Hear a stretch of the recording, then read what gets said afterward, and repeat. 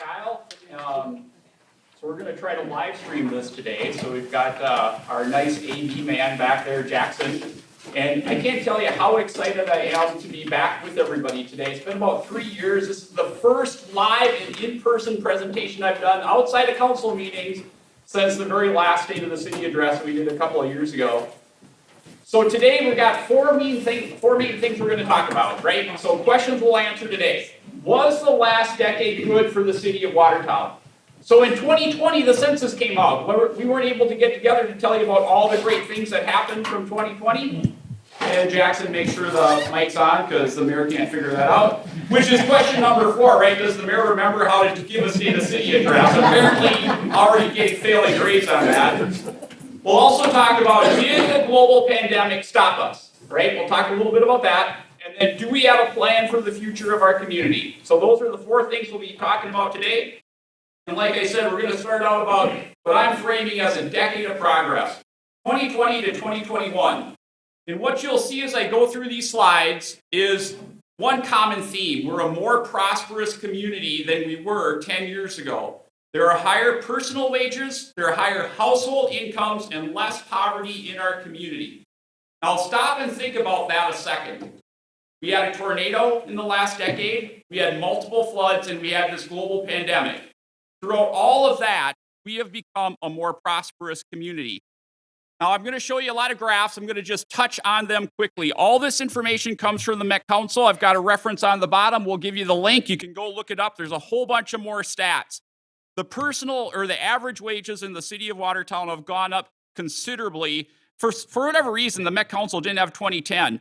But the $39,000 average wage in the city of Watertown is the same average wage as you get in the entire Twin Cities metropolitan area. So why is that important? One, we're seeing personal, income in our community go up, but we're also seeing median household income going up. So the $83,000 is just a little bit higher than you can find in the entire Twin Cities metropolitan area. But what's really cool to me is the next one, which talks about poverty. So if we all remember, we're just coming out of the Great Recession at the beginning of 2010. So look at how our poverty level in our community has gone down in the last 10 years. Now, I don't know about all you, but I'm pretty proud of this stat right here because we're getting to be a more wealthy, a more prosperous community, and that's good for every single business owner, every single resident in our community. And again, thinking about all the things that we've lived through these last 10 years is just really mind-blowing to me. And part of the reason for that is our consistent growth as a community. So last year, we were yet again ranked on the top of the Star Tribune hottest housing market in the metro. We ranked 11th. Now, for us, we really like that. We don't want to be number 1 or number 2. We want this idea about slow, consistent, moderate growth where we can build and grow as a community, but not like it was prior to the Great Recession where we had this period of 5 years that we just had no growth, right? So you'll see the trends have been very strong. The trends have been very steady. And today, at the end of the census for 2020, we're 4,659. Now, we talk about this a lot at the council because there's a magic number of 5,000. Where we hit 5,000, we get a lot more money from the state. So we're on this steady march to get up to that 5,000 number, but it's not just for growth, right? It's growth for growth is not what we're trying to do. We're trying to grow to improve our quality of life. The very fact that we live in a growing community adds to that, right? It's that idea about we lift all the boats, right? And I'm going to talk about some real, I'm going to say hardcore stuff that, in my mind, tells that story, right? Better parks, more amenities, and just this amazing sense of community with a willingness to invest in our community. You go a little bit further west, you don't see some of those things. We're in a beautiful spot. We're in a great location, and it's pretty fun to sit back and go, you know what? We have upgraded every single park in our city. I don't care which one you go to, you're going to see new amenities, you're going to see new improvements, and more amenities, right? We've been expanding the community park. We've made a trail connection to Highway 25. We got new trails all over the place, right? All of those things have been happening over the last 10 years. And this sense of pride, this sense of, what I call community, all the little different things that contribute to our quality of life have all continued to grow and make us a really amazing place to live. And this idea about willingness to invest in our community, right? We're seeing a lot of investment from the city itself, to the tune of $2.1 million we've invested over the last 10 years to make our quality of life better. Every single one of us, right? That's what we're all about. But we're doing that and keeping us affordable. And that's a really key thing to us, and we talk about this at the council all the time. And I'm going to share some stats with you. I'm going to talk about how that debt per person is, how the taxes per person is, what that means to our financial strength. And then this last one, which I think is probably one of my favorite slides, is this idea about 1 + 1 = 12 million. And I'll unpack that for a second because it's really mind-blowing when I sat back and was trying to prepare the presentation. These numbers here come directly out of our audited financial statements. So we are 8% more affordable than any other city in Carver County, as measured by taxes per person, taxes per capita, right? We're also much less debt per person than any other city in Carver County as well. Now, Jake's going to talk about some projects coming up that are going to probably change some of these numbers a little bit, but the affordability theme and what we've been doing as a city have been consistent, it's been persistent, and it's creating this really great environment for us to prosper. And we're doing it without sacrificing the strength of our city, right? So a couple of years ago, about 5 or 6 years ago, we had a B rating for bonds. Today we're at the top, right? Which is really important because we're about to issue a whole bunch of debt for a new wastewater treatment project. So we've worked really hard doing all of these things, improving our lives, making us more prosperous, but also making sure our financial house is ordered and not sacrificing the way we run and operate the city. And one of the key pieces to that is we have gotten $12 million in grants in the last 10 years. $12 million. To put that in context, our operating budget is about 2.5 mil, 2.8 mil. So every year we're getting almost $1 million in grants. So we're constantly looking for this extra money to help build and grow our community. And I mean, as I was kind of putting some of these things together, it was really just mind-blowing, thinking about all the different things that we've been able to achieve. And this is all about relationships right here. So it's all about knowing your county commissioners, working with your county commissioners, working with your state representatives, building those relationships, making everybody aware that we exist. Everybody gets tired of me preaching about, hey, we're Watertown. Don't forget about us. Don't just, Paul hears me talk about this all the time. Don't talk about Eastern Carver County. I don't want to hear about Chanhassen, Chaska, or Victoria, right? Think about the people in need, what we have in our community, and don't forget about us. So I thought I'd just kind of do this quick slide here, and I'm going to turn it over to Jake in just a little bit. We wanted to be short and to the point and not kind of drag this out, but here are all the things that we've been doing since 2010. I framed this, and I talked about this today because we've just lived through a rather traumatic experience, right? We've all been struggling with this global pandemic. Our businesses have been up and down and sideways. Personally, it's just been this emotional roller coaster. And I thought, it's important for us to anchor all the good things that we've been doing and all the success. And the key takeaway for me is we're a growing community. We've delivered a higher quality of life that's extremely affordable. We're a more wealthy community. We've become more wealthy and more prosperous with less poverty, and we've got this expanding tax base. So where else do you want to be, right? Where else do you want to be? And we've accomplished this with just some very key, simple principles, right? It's this idea about can do. Nothing's going to stop us. We're going to figure it out. We're going to work together. Teamwork is a key thing we talk about frequently. Listening to the needs of people, spending wisely. So all of these things that we've been doing and that I've been talking about have been very programmatic in nature. Incremental growth, sticking to our plan, just really making it very, persistent, consistent, and methodical, right? Not trying to hit home runs left or right, just kind of making it go and stick through it. But that's what we've been doing for the last 10 years. Again, I'm just really proud of what we've accomplished as a community, but we're not done yet. and I'm going to have Jake come up now and talk about our focus for the future, because we've got a lot of things on our plate. We've got a lot of things that are coming right up around the corner. And then once Jake gets done, we'll both take any questions from anybody. So, Jake, do you want to take it over? Thanks, Mr. Mayor, Chamber of Commerce here. So, like Steve said, what he kind of covered was how far Watertown has come in the last 10 plus years. What I'm going to focus on is how we're going to continue that momentum, how we're going to continue to move forward and continue to deliver the highest quality of life here in the community. So one of our biggest hurdles here, which I mean, you all as business owners and in the business community feel this one. Certainly, I know Jim, you just talked about supply chain issues, but um, these external economic factors are a huge potential risk for the city, for businesses. So one of our main focuses will be managing this inflationary pressure. Um, so the CPI rose 7.5% over the last 12 months, and I think that is continually raising. I even heard, I think yesterday it was maybe even closer to 8% now. Food index rose 7%, energy index rose 27%. So that's a real significant jump if the others weren't. And then with all that, because of inflation, real wages then have declined by 1.7%.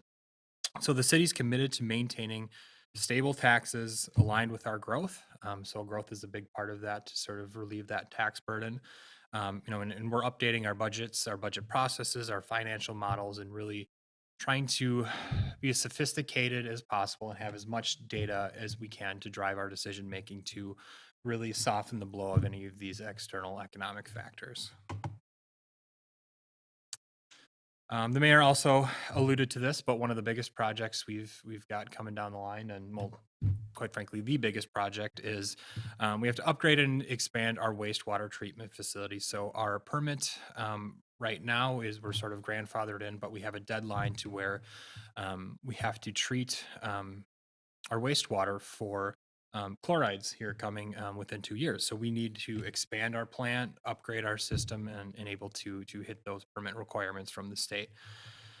Um, so this is projected to meet the city's needs for the next 20 years. So yes, it's coming online in 2 years, but there's a good 20-year window where it should more than meet our needs. So construction will start in 2022 in the coming months and work through that 2 year limit uh, from the state of 2024. So right now we are actually advertising bids for folks to bid on the project. That closes next Thursday. We'll have a bid opening. Hopefully they come in lower than expected, but I know again with those inflationary pressures, supply chain, labor shortages, we're prepared for some pretty high numbers if maybe. In order to help with that, we have reached out to the legislature. We've had both the Minnesota Senate and the House of Representatives tour our existing facility and show them why exactly we need to help. We need their help funding for this project. And it's not a nice to have. It's a we absolutely must have it and do so within those 2 years. Another utility project we have coming this year, kicking off this year, is a second water tower. So just with a growing population, obviously there's more demand on our infrastructure, utilities, and in order to meet that capacity, we're going to need to add a second water tower. So right now we have kind of narrowed it down based on feedback. We had an open house on January 20th. Some of you attended, and we've received other feedback online. So we've narrowed down the potential sites to two options. Option one being just behind Speedway, kind of in between Speedway and Hexels over there. So that is actually private property we'd have to acquire. But with all things considered, running utilities, it's a little bit of a shorter distance versus site number two. So it's all, they're pretty comparable in price. So then option number two would be in part of the community park there, which is obviously land that the city owns. So our engineers at Bolton and Mink are kind of working on fleshing out those two option numbers, logistics, that sort of thing. We should have a site selected by the end of April, if not sooner. And that's when the engineering folks will then actually have things like renderings and more concrete plans for how that water tower will look. Another big thing that we have kicking off this year is the Mullen property acquisition there, just above the river. So this is will convert, which is pretty much floodplain, wetland, undevelopable land, to kind of a natural park setting, not too unlike the wetlands of Watertown trails. This will be kind of taking place over the next 2 years. This was all made possible by a $400,000 grant from the DNR to sort of restore or convert this land into, its original natural setting. Um, and that was one, in order to get that grant, we had to pay, the $48,000 to get that 400. So it was a pretty small contribution on the city's end to create what will be a pretty fantastic amenity for residents and regional visitors alike. So again, the site restoration will take place just north of the river there, or excuse me, east of the river there. It will protect the river. It will include those trails and a small gravel parking lot, and keep any potential buildings out of the FEMA protected floodway. Another big priority for the council and staff alike is the development of the Fremont property. So just a few parcels down this way, what used to was going to be a site for potential senior housing. However, that fell through, as we know. So now we have sort of these ongoing efforts to try to attract some sort of use there. We're certainly listening to anybody who might have ideas, but however, I think it's best suited for senior housing, potentially multifamily, non-senior housing. So the big thing with this one is that the city sort of continues to support that project through the TIF increments of 90 to the tune of $94,000 a year. So developing that will kind of take that off the city books and something that we can really then supplement back into our tax base. Lastly, as the mayor said here, we want to sustain our growth the way we have. We certainly want to do so responsibly. And in order to do so, we need more shovel-ready lots. We're planning to do a economic or developer day in May, like we have in years past. But we're really focusing on those infill developments that are sort of, well, just that they're sort of in the middle of other housing, and for one reason or another, they have their own hurdles. So what we want to do is leverage those relationships the mayor spoke about, leverage our financial strength and standing, and help to remove some of those barriers so those infill developments can develop. So right now we have 42 shovel-ready lots today. I think in the last few months we've sold another 3 or 4. So really that the housing stock or available lot availability is really starting to dwindle. So all the more reason we need to continue to provide those support to those infill developments and get them shovel ready. So some of the other priorities we have, certainly important, although they're maybe not the main focus with those other big projects, but right now we're kind of underway in reviewing our strategic priorities and updating our strategic plan. And actually next week we had a consultant come in to help us with that process. She'll be at our next work session to kind of go through that. Much like I kind of addressed with the Fremont parcel down the street here, we want to expand multifamily and senior housing options. That is one thing we hear pretty regularly from the council, or excuse me, at the city here, is that there needs to be more affordable rental options. And certainly as the population ages, all the more need for that senior housing option.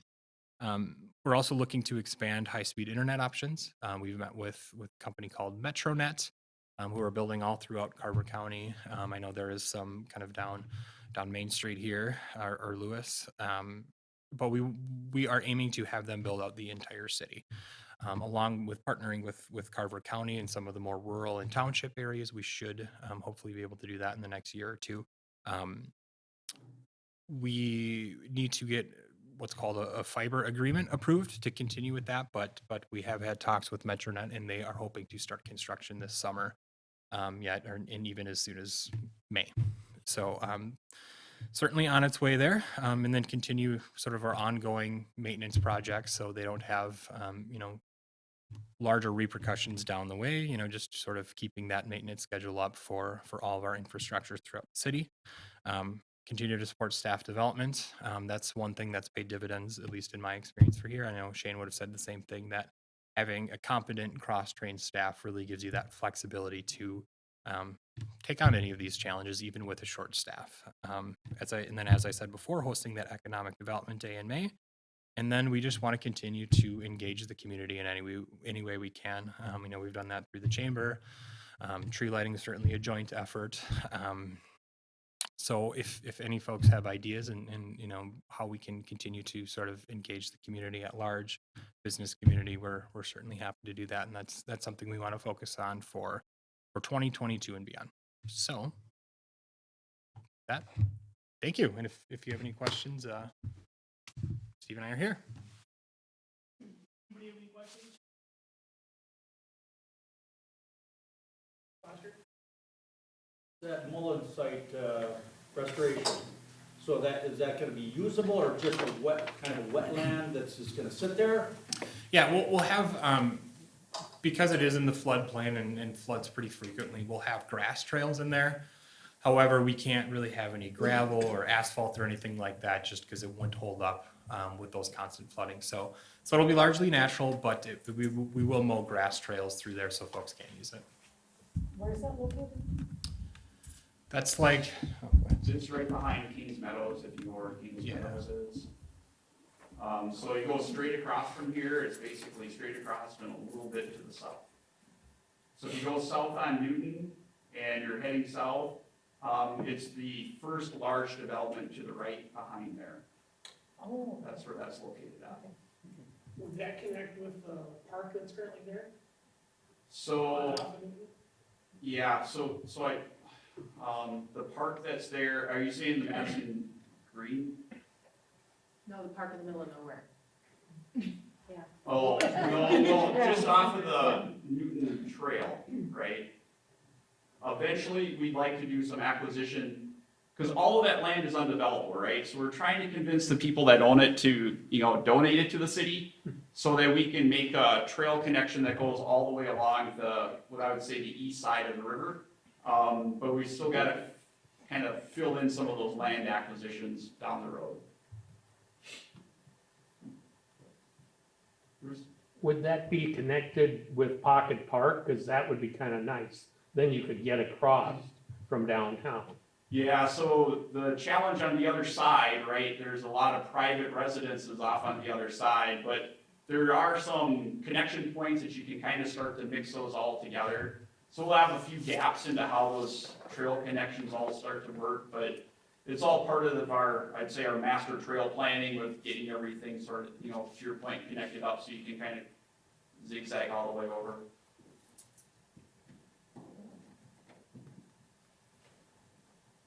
Since we just finished Highway 25, is there any other major roads that are going to get reconstructed in the upcoming years, or are we pretty much done for a while? County's got a couple of resurface projects close by. The Mound Road is gonna be torn up for a while, so if you go on the Mound Road for a while, that'll be a little bit, we'll have to go up to Watertown Road and then back around, but nothing native inside the city.